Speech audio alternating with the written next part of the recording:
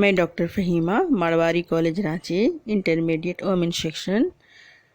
ہماری پیاری بچیوں، آداب۔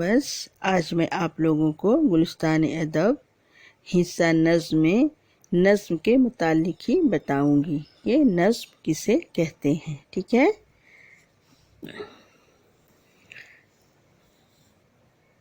نظم عام طور پر کسی ایک موضوع سے متعلق ہوتی ہے۔ خاص صورتوں میں کسی نظم میں ایک سے زیادہ موضوعات بھی ہو سکتے ہیں،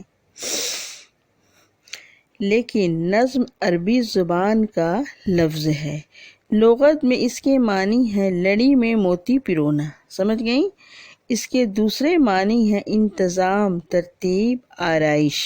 یہ مجازی معنی ہے اور پہلے معنی سے برآمد ہوئے ہیں۔ ادبی اصطلاح کے طور پر نظم کا لفظ دو معنوں میں استعمال ہوتا ہے۔ ایک تو یہ لفظ نثر کی ضد کے طور پر بولا جاتا ہے، یعنی ہر وہ کلام جو نثر نہ ہو نظم ہے۔ نظم کا دوسرا مفہوم مخصوص و محدود ہے، سمجھ گئیں؟ اس کے مطابق نظم شاعری کی اس صنف کو کہتے ہیں جس میں کسی خاص موضوع پر تسلسل کے ساتھ اظہار خیال کیا جائے۔ سمجھ گئی پوری بات؟ کسی نظم میں ایک سے زیادہ موضوعات بھی ہو سکتے ہیں، لیکن یہ سب کسی بنیادی موضوع سے مربوط ہوتے ہیں۔ نظم کا ایک مرکزی خیال ہوتا ہے جس کے گرد پوری نظم گردش کرتی ہے۔ ارتقاء یعنی موضوع کا تسلسل اور پھیلاؤ بھی نظم کی اہم خصوصیت ہے۔ طویل نظموں میں ارتقاء واضح ہوتا ہے، جبکہ مختصر نظموں میں یہ اکثر و بیشتر ایک تاثر کی شکل میں ابھرتا ہے۔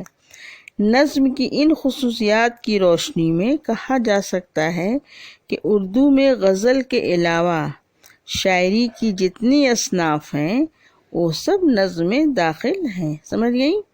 لیکن اپنی الگ الگ خصوصیات کی بنا پر کچھ اصناف کے نام متعین ہو گئے ہیں، مثلاً قصیدہ، مثنوی، مرثیہ، رباعی، قطعہ وغیرہ وغیرہ۔ سمجھ گئیں؟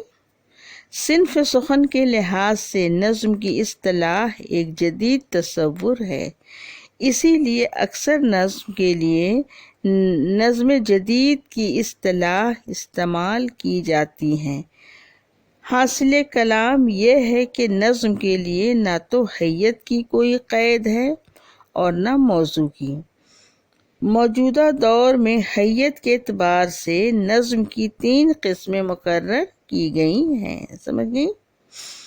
ان کا پہلا قسم ہے پابند نظم۔ ایسی نظم جس میں بحر کے استعمال اور قافیوں کی ترکیب میں مقررہ اصولوں کی پابندی کی گئی ہو، یا پابند نظم کہلاتی ہیں۔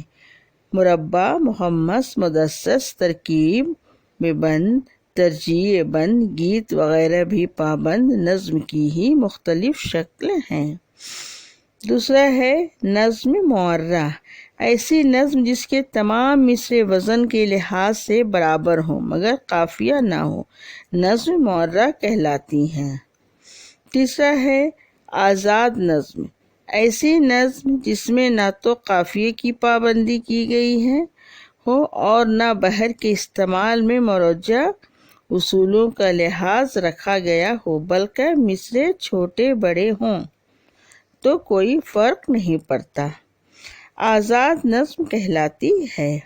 انگریزی میں آزاد نظم کے لیے فری ورس کی اصطلاح رائج ہے۔ اردو میں آزاد نظم کا رواج انگریزی نظم کی تقلید کے باعث ہوا، مانے انگریزی نظم کی وجہ کر یہ آزاد نظم شروع ہوئی، سمجھ گئی بات؟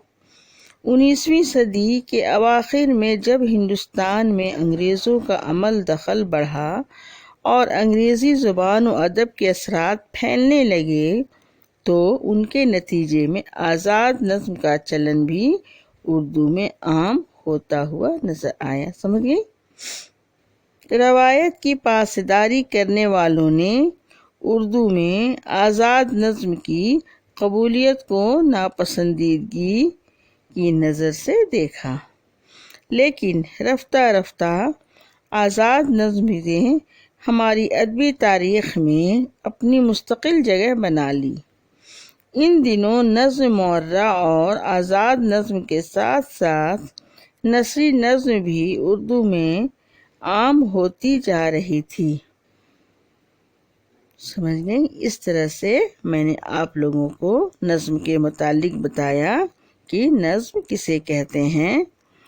نظم اپنی ایک الگ شکل اور مقام رکھتی ہے۔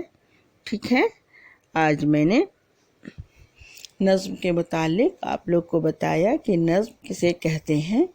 اگلی کلاس میں دوسرے موضوع پہ باتیں ہوں گی۔ ٹھیک ہے، اپنا خیال رکھیں اور پڑھائی پہ زیادہ دھیان دیں۔ انشاءاللہ کامیابی آپ لوگوں کی قدم چومے گی۔ ٹھیک ہے، اوکے، اللہ حافظ۔